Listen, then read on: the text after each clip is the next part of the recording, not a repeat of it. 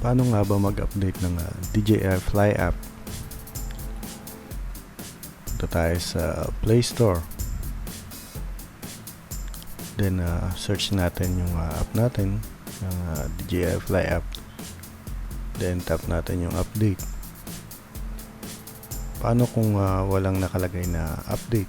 Tulad ng sitwasyon ngayon, hindi ni-release ng DJI ang 1.2.2 sa Play Store.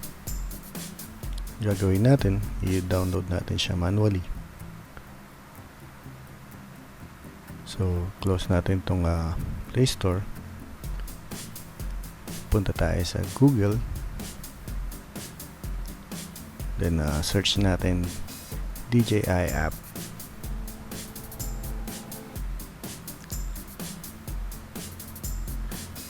Tap natin tong download DJI apps.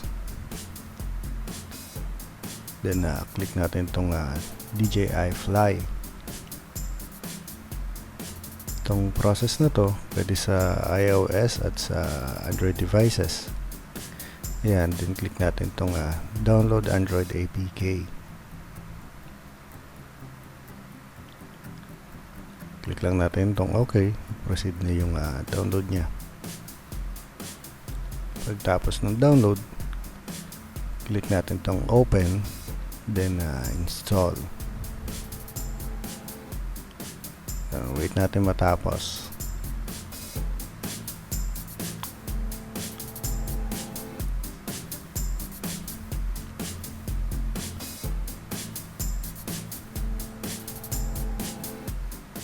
Yan, then click done. Para i-check naman kung nag-update nga siya, punta tayo sa app icon, tapos press and hold, tapos click natin yung app details. So yan, 1.2.2 na siya. Isa pang paraan is dun sa Fly App mismo. Set up natin yung drone, yung controller at yung phone natin, then open natin yung app.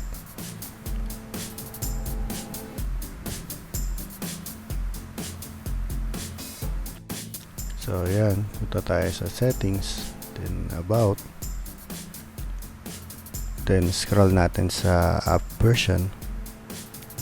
So yan, 1.2.2 na siya. Check natin for updates. Yan, updated tayo.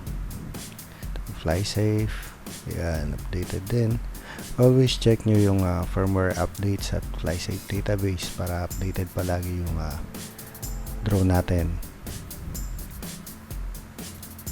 So, ano nga bang bago? Ayan, nawala yung compass nya dito. Ngayon, para malaman kung nasaan yung compass, click nyo tong mapa, then tong parang compass icon sa baba. Lalabas dito yung bagong compass at yung attitude indicator.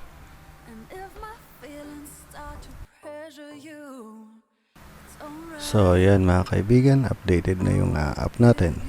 Sa susunod naman is yung review natin dun sa compass. Thanks for watching. Please do subscribe for more videos.